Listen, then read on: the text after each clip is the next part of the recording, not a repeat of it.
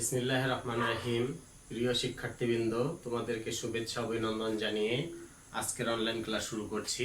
আমি মোহাম্মদ আরমান হোসেন, প্রভাষক রসায়ন, রংপুর সিটি কলেজ, রংপুর। শিক্ষার্থীরা, আশা করি সকলে ভালো আছো। আমিও তোমাদের দোয়ায় আল্লাহর অশেষ রহমতে ভালো আছি। শিক্ষার্থীরা, তোমাদেরকে আমি রসায়ন দ্বিতীয় পত্রের যে জৈব রসায়ন অধ্যায়টি রয়েছে এটি নিয়ে আলোচনা করছিলাম। তো গতদিন আমি তোমাদেরকে জৈব রসায়নের যে সূচনা, জৈব রসায়নের ইতিহাস, এগুলো নিয়ে আমি আলোচনা করেছি। আবার জৈব রসায়ন সম্পর্কিত কিছু ধারণাও দিয়েছি। তো আজকে তোমাদের আমি এই যে যে জৈব যৌগ রয়েছে, এই জৈব যৌগের শ্রেণী বিভাগ, এটি নিয়ে আমি আলোচনা করব। তো জৈব যৌগের যে শ্রেণী বিভাগ, এটি আমি বোর্ডে লিখেছি, তোমরা খেয়াল করো। জৈব যৌগ প্রথমত দুই প্রকার, একটা হলো এলিফ্যাটিক আর একটি হলো অ্যারোমেটিক।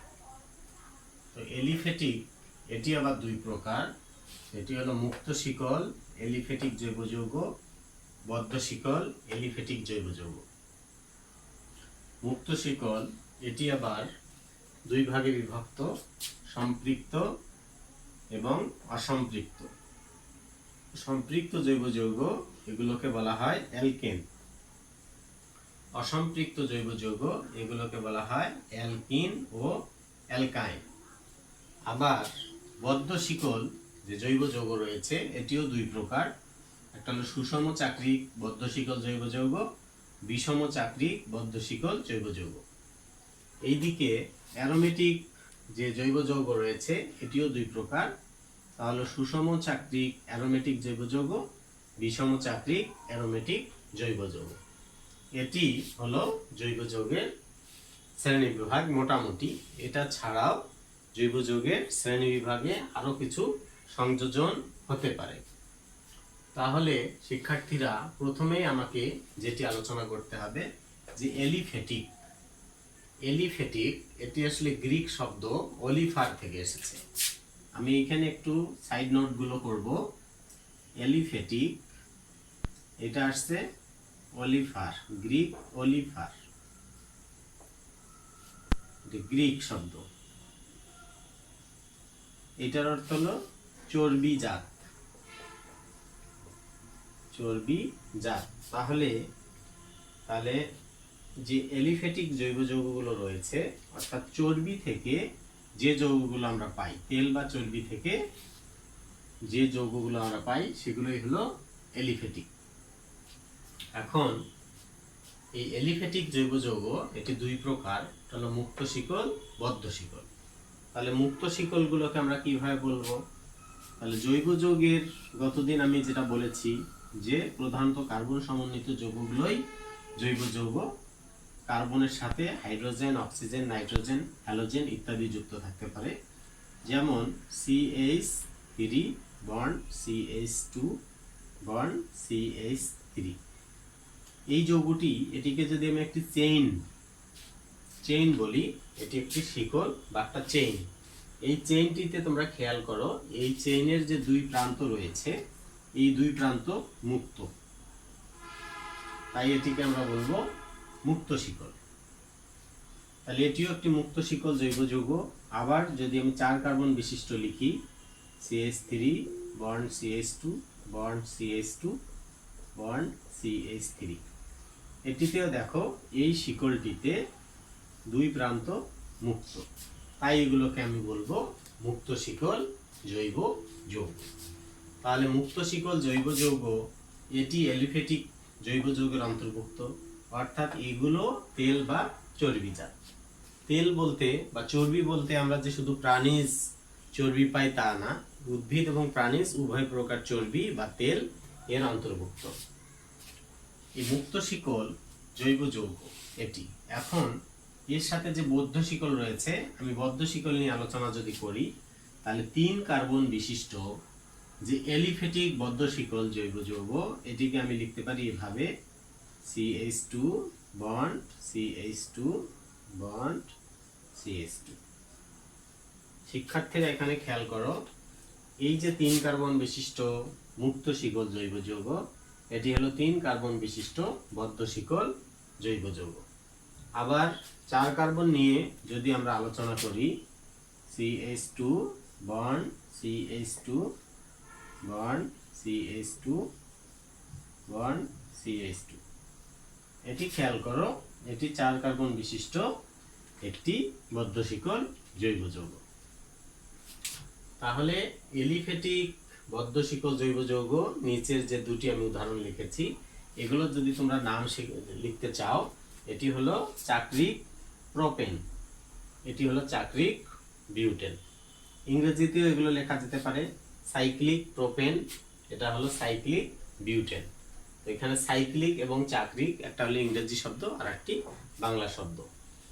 তাহলে তোমরা মুক্ত শিকল এলিফ্যাটিক জৈব যৌগ এবং বদ্ধ শিকল এলিফ্যাটিক জৈব যৌগ, এগুলোর আমি উদাহরণ তোমাদেরকে লিখে দেখালাম। আশা করি তোমরা বুঝতে পেরেছো। এখন দেখো শিক্ষার্থীরা, মুক্ত শিকল জৈব যৌগ এটি আবার দুই প্রকার, সম্পৃক্ত মুক্ত শিকল জৈব যৌগ, অসম্পৃক্ত মুক্ত শিকল জৈব যৌগ। তাহলে সম্পৃক্ত এটি আমরা কাকে বলবো? সম্পৃক্ত হলো যে সকল জৈব যৌগে কার্বন কার্বন একক বন্ধন বিদ্যমান।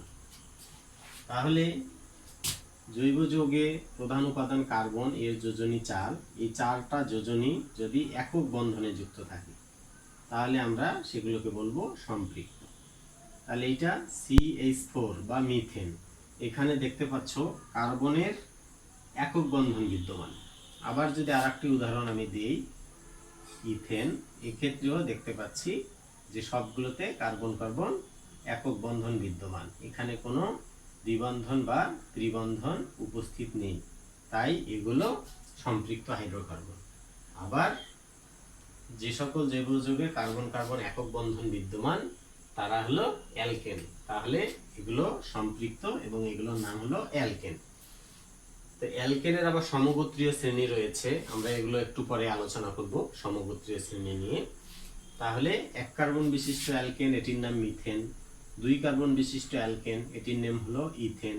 অনুরূপভাবে যদি 3 কার্বন বিশিষ্ট হয়ে থাকে তাহলে সেটিকে আমরা বলবো প্রোপেন, এটি হলো প্রোপেন। তাহলে এখানে যদি আমি হাইড্রোজেন দিই, 3টা হাইড্রোজেন একক বন্ধনে থাকবে, এখানে 2টা হাইড্রোজেন একক বন্ধনে থাকবে, এখানেও 3টি থাকবে, এটি হলো প্রোপেন।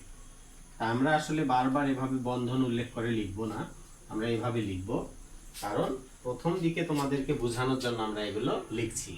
এছাড়াও পূর্ববর্তী যে ক্লাসটি তোমার ছিল, সেই পূর্ববর্তী ক্লাসেও তোমরা এগুলো একটু হলেও ধারণা নিয়ে এসেছো।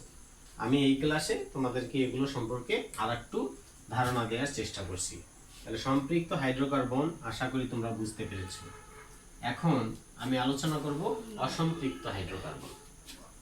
অসম্পৃক্ত হাইড্রোকার্বন, তাহলে অসম্পৃক্ত হাইড্রোকার্বন কাকে বলে?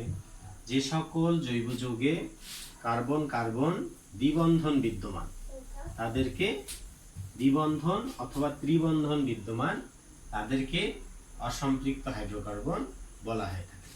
তাহলে অসম্পৃক্ত হাইড্রোকার্বনে কার্বন কার্বন দ্বিবন্ধন এবং কার্বন কার্বন ত্রিবন্ধন বিদ্যমান থাকবে। তাহলে এক্ষেত্রে যেহেতু কার্বনের যোজনী 4, তাই বাকি হাতগুলো বা বাকি বন্ধনগুলো হাইড্রোজেন দ্বারা পূর্ণ থাকবে। তাহলে এটি হলো ইথিন। আবার এটিতে দেখো কার্বনের একটি করে হাত বা বন্ধন রয়েছে, তাই এটি হলো ইথাইন। এটি ইথিন, এটি হলো ইথাইন। ইথিন এবং ইথাইন।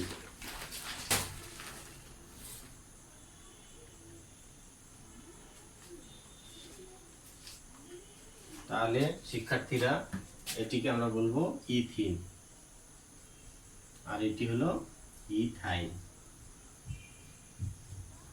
তাহলে যে সকল জৈব যৌগে অসম্পৃক্ত জৈব যৌগে কার্বন কার্বন দ্বিবন্ধন বিদ্যমান, তাদেরকে আমরা বলবো অ্যালকিন। তাহলে ইথিন, এটি হলো অ্যালকিন। অ্যালকিন, তাহলে অ্যালকিনের কার্যকরীমূলক হলো কার্বন কার্বন দ্বিবন্ধন। আর এটি অ্যালকাইন, যে সকল জৈব যৌগে কার্বন কার্বন ত্রিবন্ধন বিদ্যমান, তাদেরকে আমরা বলবো অ্যালকাইন। তাহলে এটি হলো অ্যালকিনের প্রথম সদস্য। এটি হলো অ্যালকাইনের প্রথম সদস্য, এটির নাম ইথিন, এর নাম হলো ইথাইন। তাহলে এটি হলো অসম্পৃক্ত জৈব যৌগ। তাহলে অ্যালিফ্যাটিক হাইড্রোকার্বনের যে একাংশ, এদিকের অংশটি এটি আমি আলোচনা করলাম। এখন আমি আলোচনা করব এলিফ্যাটিক বদ্ধ শিকল হাইড্রোকার্বন। তাহলে বদ্ধ শিকলের আমি প্রথমের দিকে উদাহরণগুলো তোমাদেরকে দেখিয়েছি। এখন আমি যেটা দেখাবো সেটা হলো সুষম চাকরিক এবং বিষম চাকরিক। তাহলে সুষম চাকরিক বদ্ধ শিকল জৈব যৌগ, এটি আমি প্রথমে যে উদাহরণটি লিখেছিলাম যে চক্রে যদি সবগুলো উপাদান একই থাকে তাহলে সেটাকে আমরা বলবো সুষম চাকরিক। তোমরা খেয়াল করো যে এখানে যে চক্রের মধ্যে সবগুলোতেই কার্বন চেইন রয়েছে, কার্বন কার্বন কার্বন, তাই এটি সুষম চাকরিক। আবার যদি এরকম উদাহরণ দিই CH2 বন্ড CH2, এটিও সুষম চাকরিক বদ্ধ শিকল হাইড্রোকার্বন। এখন যদি আমরা বিষম চাকরিক উদাহরণ দিতে চাই তাহলে এরকম একটা উদাহরণ দিব যে এখানে দেখো এই চক্রের মধ্যে কার্বন আর এই জায়গাটাতে দেখো অক্সিজেন প্রবেশ করেছে, তাই এটির নাম হলো ইথিন অক্সাইড। এটির নাম হলো ইথিন অক্সাইড। যেহেতু এই চক্রটির মধ্যে ভিন্ন পরমাণু এসেছে তাই এটি হলো বিষম চাকরিক জৈব যৌগ। এরকম আরো উদাহরণ রয়েছে, তোমরা তোমাদের টেক্সট বুকে এগুলো দেখে নিবে। তাহলে বদ্ধ শিকল হাইড্রোকার্বনের যে দুই ধরনের রয়েছে, সুষম চাকরিক বদ্ধ শিকল জৈব যৌগ এবং বিষম চাকরিক জৈব যৌগ, সেগুলো আমি উদাহরণ দিয়ে বুঝিয়ে দিলাম। তো শিক্ষার্থীরা, আশা করি তোমরা এটা বুঝতে পেরেছো।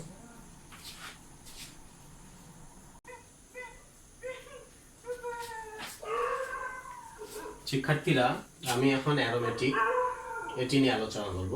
অ্যারোমেটিক জৈব যৌগ। অ্যারোমেটিক জৈব যৌগ এটিও গ্রিক শব্দ অ্যারোমা থেকে এসেছে। গ্রিক অ্যারোমা, গ্রিক অ্যারোমা, এটির অর্থ হলো সুগন্ধি, সুগন্ধি যুক্ত। তো এটি আসলে পুরাতন ধারণা। প্রাচীনকালে ধারণা করা হতো যে সকল জৈব যৌগ সুগন্ধিযুক্ত তাদেরকেই অ্যারোমেটিক জৈব যৌগ বলা হয়। কিন্তু বর্তমান সময়ে অ্যারোমেটিক জৈব যৌগের এটির সংজ্ঞা পরিবর্তিত হয়েছে যে অ্যারোমেটিক যৌগগুলো সুগন্ধযুক্ত হতে পারে, আবার কিছু কিছু যৌগ রয়েছে যেগুলো কোনো গন্ধ নেই, আবার কিছু কিছু যৌগ রয়েছে যেগুলো অসহনীয় গন্ধযুক্ত অর্থাৎ কটু গন্ধযুক্ত, সেগুলো অ্যারোমেটিক যৌগের অন্তর্ভুক্ত। তাই অ্যারোমেটিক জৈব যৌগ এটির যে প্রাচীন ধারণা ছিল, এই প্রাচীন ধারণা এখন পরিবর্তিত হয়েছে যে যে সকল যৌগ চাকরিক, সমতলীয়, বলয়াকার, এই শব্দগুলো ব্যবহার করতে হবে। যে প্রথমত হলো চাকরিক, তারপর হলো সমতলীয়, তারপর হলো বলয়াকার, তারপর রয়েছে হলো যে একান্তর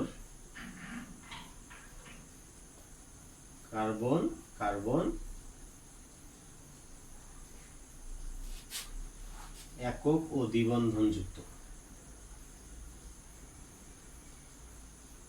একক ও দ্বিবন্ধন যুক্ত জৈব যৌগ সমূহকে অ্যারোমেটিক জৈব যৌগ বলা হয়। তো অ্যারোমেটিক জৈব যৌগ এটি সম্পর্কিত আরেকটি নিয়ম রয়েছে, সেটি হলো হাকেল নিয়ম।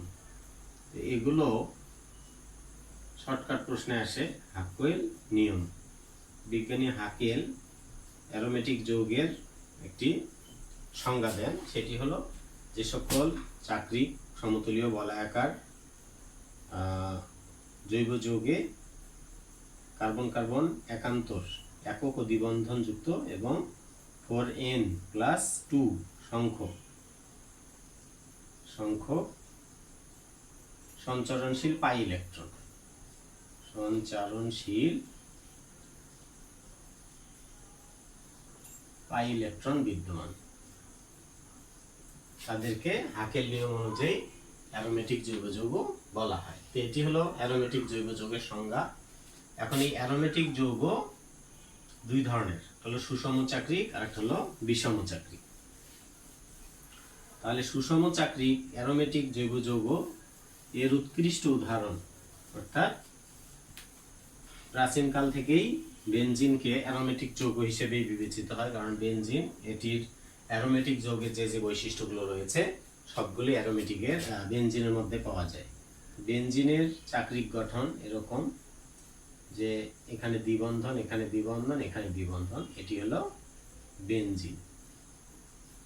তাহলে বেনজিনের গঠন এবং সংজ্ঞা এর সাথে দেখো আমি লিখেছিলাম যে সকল জৈব যৌগ চাকরিক, বলয়াকার, সমতলীয়।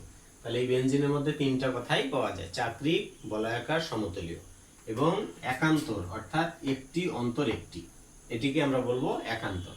তো এখানে দেখো দ্বিবন্ধন রয়েছে, এখানে একক বন্ধন, এখানে আবার দ্বিবন্ধন, এখানে আবার একক বন্ধন, দ্বিবন্ধন, একক বন্ধন, এটি হলো একান্তর, একক ও দ্বিবন্ধন যুক্ত যৌগ। এবং হাকেল যে নিয়ম দিয়েছেন, হাকেল নিয়ম দিয়েছেন হলো 4n+2 সংখ্যক সঞ্চরণশীল পাই ইলেকট্রন।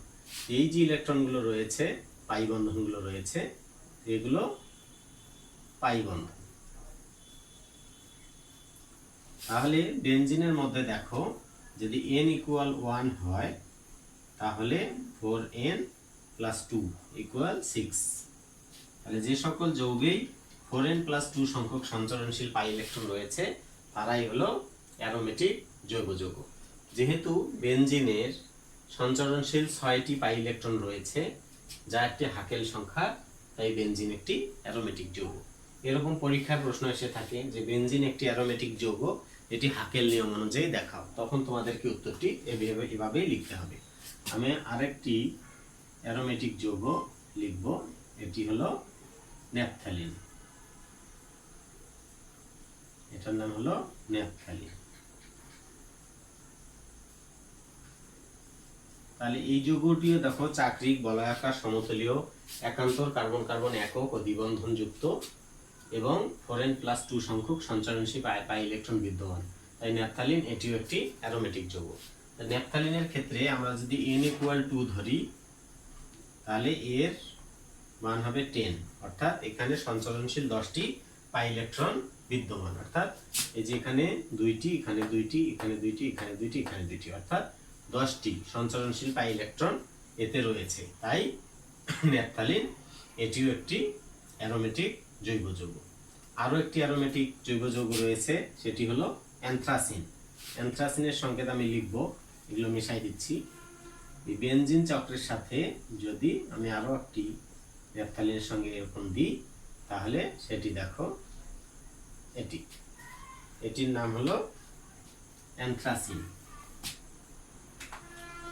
লিখে নাও, সঙ্গে সঙ্গে লিখে নাও, অ্যানথ্রাসিন। এটিতে n এর মান 3, তাহলে এটি হবে 14, অর্থাৎ 14 পাই ইলেকট্রন বিদ্যমান। 1 2 3 4 5 6 7, 7 2 14, 14টি সঞ্চরণশীল পাই ইলেকট্রন রয়েছে। তাই অ্যানথ্রাসিন এটিও একটি অ্যারোমেটিক হাইড্রোকার্বন। তো শিক্ষার্থীরা, এতক্ষণ আমি অ্যারোমেটিক হাইড্রোকার্বন যেগুলো নিয়ে আলোচনা করলাম সেগুলোই হলো সুষম চাকরিক অ্যারোমেটিক জৈব যৌগ, অর্থাৎ এই চক্রগুলোর মধ্যে কার্বন ছাড়া অন্য কিছু উপস্থিত ছিল না, তাই এগুলো সুষম চাকরিক অ্যারোমেটিক হাইড্রোকার্বন। এখন আমি বিষম চাকরিক অ্যারোমেটিক হাইড্রোকার্বন এর কিছু উদাহরণ লিখব, অর্থাৎ যে সকল অ্যারোমেটিক যৌগের চাকরিক গঠনে কার্বন ছাড়াও ভিন্ন কোনো পরমাণু বিদ্যমান থাকে তাদেরকে বিষম চাকরিক অ্যারোমেটিক হাইড্রোকার্বন বলা হয়ে থাকে। যেমন পিরিডিন, এটি হলো বিষম চাকরিক অ্যারোমেটিক হাইড্রোকার্বন। এটিতেও তোমরা খেয়াল করো যে 6টি সঞ্চরণশীল পাই ইলেকট্রন রয়েছে। তাহলে 4n+2 এই নিয়ম অনুযায়ী যেহেতু পিরিডিনেও 6টি পাই ইলেকট্রন বিদ্যমান, তাই পিরিডিন এটিও একটি অ্যারোমেটিক হাইড্রোকার্বন। এছাড়াও আরো উদাহরণ রয়েছে বিষম চাকরিক অ্যারোমেটিক যৌগের, সেটি হলো ফিউরান। ফিউরানের সংকেত আমি লিখছি, এটি হলো ফিউরান। এখানেও দেখতে পাচ্ছি যে 6টি সঞ্চরণশীল পাই ইলেকট্রন রয়েছে, তাই ফিউরান এটিও একটি বিষমচাক্রিক অ্যারোমেটিক হাইড্রোকার্বন। এটি হলো ফিউরান। তারপর আরেকটি উদাহরণ রয়েছে থায়োফিন, এই চক্রের মধ্যে সালফার, এটি হলো থায়োফিন। এগুলো সবগুলোই বিষমচাক্রিক অ্যারোমেটিক হাইড্রোকার্বন। তো শিক্ষার্থীরা, আমি জৈব যৌগের যে শ্রেণী বিভাগ বোর্ডে লিখেছিলাম, প্রত্যেকটা আমি একটি একটি করে সবগুলোকে তোমাদের বুঝিয়ে দেওয়ার চেষ্টা করলাম। আশা করি তোমরা বুঝেছো, এবং তোমাদের যে টেক্সট বুক রয়েছে, এই টেক্সট বুকে আমার যে লেকচার, এটার আলোকে তোমরা একটু দেখবে, দেখলে আশা করি ক্লিয়ার হয়ে যাবে।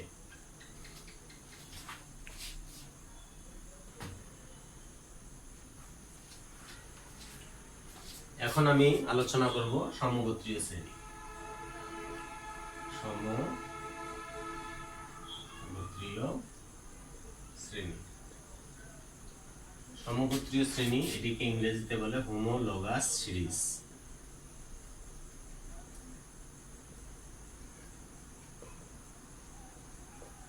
তাহলে সমগোত্রীয় শ্রেণীর সংজ্ঞা হলো যে সকল জৈব যৌগ একই মৌলের সমন্বয়ে গঠিত, একই কার্যকরীমূলক, একই ধর্ম ও বিক্রিয়া বিশিষ্ট, পরপর দুটি সদস্যের মধ্যে মিথিলিন মূলকের পার্থক্য এবং একই ধরনের প্রস্তুত প্রণালী, ধর্ম ও বিক্রিয়া বিশিষ্ট জৈব যৌগ সমূহকে একত্রে সমগোত্রীয় শ্রেণী বলা হয়। তা আমি সমগোত্রীয় শ্রেণীর যে সংজ্ঞাটা বললাম, এটি সুন্দর করে তোমরা লিখে রাখো যে সমগোত্রীয় শ্রেণীর আবার কিছু বৈশিষ্ট্য রয়েছে।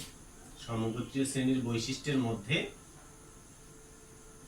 যে সংজ্ঞা আমি তোমাদেরকে বলেছি, সমগোত্রীয় শ্রেণীর সংজ্ঞা এবং এর যে বৈশিষ্ট্যের মধ্যেই সংজ্ঞা পেয়ে থাকবে। যে প্রথম বৈশিষ্ট্য বলবো যে একই ধরনের মৌল দ্বারা গঠিত। যেমন মিথেন CH4, এটি অ্যালকেনের সমগোত্রীয় শ্রেণী। তারপর ইথেন, তারপর হলো প্রোপেন, তারপর হলো বিউটেন, এগুলো হলো অ্যালকেনের সমগোত্রীয় শ্রেণী। তোমরা দেখতে পাচ্ছ যে এখানে প্রত্যেকটা কার্বন পরমাণু কার্বন কার্বন একক বন্ধনে যুক্ত, তাই এরা একটা সমগোত্রীয় শ্রেণীর অন্তর্ভুক্ত। তারপর 2 নম্বর বৈশিষ্ট্য যদি লিখি আমি, একই কার্যকরী মূলক বিশিষ্ট, একই কার্যকরী মূলক। তাহলে আমি যদি অ্যালকেনের কার্যকরী মূলক বলি, তাহলে কার্বন কার্বন একক বন্ধন, তাহলে কার্বন কার্বন একক বন্ধন যুক্ত থাকবে। তারপর 3 নম্বর বৈশিষ্ট্য যদি বলি যে একই সাধারণ সংকেত, একই সাধারণ সংকেত বিশিষ্ট, একই সাধারণ সংকেত বিশিষ্ট। তাহলে অ্যালকেনের সাধারণ সংকেত হবে CnH2n+2। তারপর 4 নম্বর বৈশিষ্ট্য আমি লিখতে পারি যে পরপর দুটি সদস্যের মধ্যে, পরপর দুটি সদস্যের মিথিলিন মূলকের পার্থক্য, এটির নাম হলো মিথিলিন মূলক, মিথিলিন মূলকের পার্থক্য বিশিষ্ট। অর্থাৎ এখান থেকে দেখো, এই সদস্য থেকে এই সদস্যের মধ্যে CH2 মূলকের পার্থক্য রয়েছে, আবার এটি থেকে এটিরও মিথিলিন মূলকের পার্থক্য রয়েছে, এটি থেকে এটিতেও CH2, অর্থাৎ মিথিলিন মূলকের পার্থক্য বা আণবিক ভর 14 এর পার্থক্য। তারপর এদের আণবিক ভর বৃদ্ধির সাথে এদের ধর্মের ক্রম পরিবর্তন লক্ষ্য করা যায়। তারপর হচ্ছে আমি এখানে যেগুলো লিখেছি সেগুলো অ্যালকেনের সমগোত্রীয় শ্রেণী লিখেছি। অনুরূপভাবে অন্য যে কোনো কার্যকরী মূলক, সেটির ক্ষেত্রেও এরকম সমগোত্রীয় শ্রেণী পাওয়া যেতে পারে। তো এরকম আরো তোমাদের 5, 6, 7 এরকম আরো কিছু বৈশিষ্ট্য রয়েছে, এগুলো তোমরা একটু দেখে নিবে। এবং এদের একটি সাধারণ প্রস্তুত পদ্ধতি থাকবে এবং এদের মধ্যে ধর্মের ক্রম পরিবর্তন দেখা যাবে তারপর এদের একটা গলনাঙ্ক স্ফুটনাঙ্কের মানের মধ্যেও ক্রম পরিবর্তন দেখা যাবে। এগুলোই হলো সমগোত্রীয় শ্রেণীর বৈশিষ্ট্য। তো সমগোত্রীয় শ্রেণী যতগুলো কার্যকরী মূলক রয়েছে বা ফাংশনাল গ্রুপ রয়েছে সবগুলোরই সমগোত্রীয় শ্রেণী রয়েছে। তোমরা এগুলো একটু দেখে নিবে। এখন আমি তোমাদের আলোচনা করব কার্যকরী মূলক।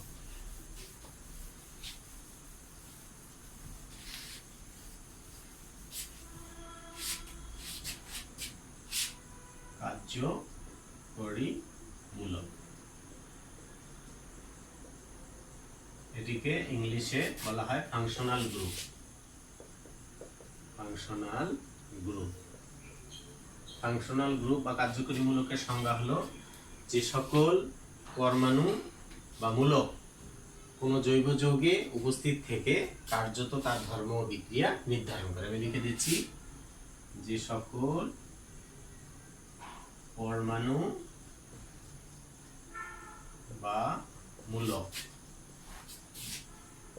কোনো জৈব যৌগে উপস্থিত থেকে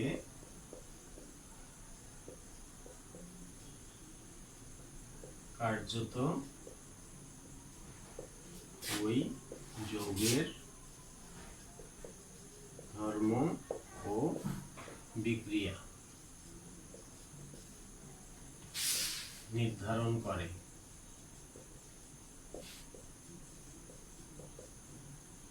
তাদেরকে কার্যকরী মূলক বলে। যেমন এটি হলো অ্যালকোহলের কার্যকরী মূলক, এটি হলো জৈব অ্যাসিড বা কার্বক্সিলিক অ্যাসিডের কার্যকরী মূলক, এটি হলো অ্যালডিহাইডের কার্যকরী মূলক, এটি হলো কিটোনের কার্যকরী মূলক, এটা হলো অ্যামিন, এটি হলো এস্টার, তারপর এটা হলো সালফোনিক অ্যাসিড, সালফোনিক অ্যাসিড মূলক, অ্যাসিড হ্যালাইড এর কার্যকরী মূলক, অ্যামাইডের কার্যকরী মূলক। আবার অ্যালকোহলের 1 ডিগ্রি 2 ডিগ্রি 3 ডিগ্রি রয়েছে, অ্যামিনেরও 1 ডিগ্রি 2 ডিগ্রি 3 ডিগ্রি রয়েছে। তারপর এটি হলো থায়োলের কার্যকরী মূলক, তারপর হলো কার্বন কার্বন একক বন্ধন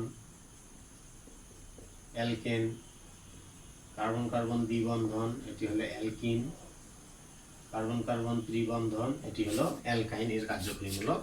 এরকম 23 থেকে 25টি কার্যকরী মূলক তোমাদের সিলেবাসে রয়েছে। তো এগুলো তোমরা একটু এদের গাঠনিক সংকেত এবং কার্যকরী মূলকের নাম, সমগোত্রীয় শ্রেণীর নাম এগুলো তোমাদেরকে মুখস্থ করতে হবে। তো জৈব রসায়ন ভালো করে শিখতে গেলে সমগোত্রীয় শ্রেণী, কার্যকরী মূলক এগুলো জানার কোনো বিকল্প নেই। তো সমগোত্রীয় শ্রেণী এবং কার্যকরী মূলক এটা তোমাদের বইয়ে যে ছক আছে, যে রাইটারের বই পড়ো প্রত্যেকের বইয়ে দেখবে যে কার্যকরী মূলকের একটি ছক রয়েছে এবং কার্যকরী মূলকের অগ্রগণ্য ক্রমের একটি ছক রয়েছে। অগ্রগণ্য ক্রমের ছক এটিও তোমাদেরকে মুখস্থ রাখতে হবে। অগ্রগণ্য ক্রমের ছকে যে কোন কার্যকরী মূলকটির সক্রিয়তা বেশি এবং কোনটির কম এই অনুযায়ী একটি অগ্রগণ্য ক্রম তৈরি করা হয়েছে। এরকম 15টি রয়েছে কার্যকরী মূলক। এই 15টি কার্যকরী মূলকের অগ্রগণ্য ক্রমের ছক অনুযায়ী তোমাদেরকে এটা মুখস্থ রাখতে হবে। আর হলো যে এর আগে তোমাদেরকে আমি সমগোত্রীয় শ্রেণী শেখালাম, সেই সমগোত্রীয় শ্রেণীর ক্ষেত্রে যে সদস্যগুলো রয়েছে 1 থেকে 20 পর্যন্ত, এগুলো যে গ্রিক অক্ষর, যেমন অ্যালকেনের ক্ষেত্রে 1 নম্বর সদস্য ছিল মিথেন, 2 নম্বরে ছিল ইথেন, 3 নম্বরে প্রোপেন, 4 নম্বরে বিউটেন, 5 নম্বরে হলো পেন্টেন, 6 নম্বরে হলো হেক্সেন, 7 নম্বরে হলো হেপটেন, 8 নম্বরে হলো অকটেন, 9 নম্বরে হলো ননেন, 10 নম্বরে হলো ডেকেন। আবার এগুলোর যে আণবিক সংকেত এগুলোকে এইভাবে তোমাদেরকে মুখস্থ করতে হবে, তোমাদের বইও এটা রয়েছে। C3H8, এটা C4H10, এইভাবে ডেকেন হলো C10H22। 11 নম্বরে রয়েছে উনডেকেন, 12 এ আছে ডোডেকেন, 13 এ রয়েছে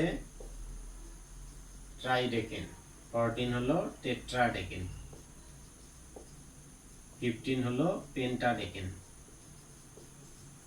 এভাবে হেক্সাডেকেন, হেপ্টাডেকেন, অক্টাডেকেন, ননাডেকেন, আইকোসেন।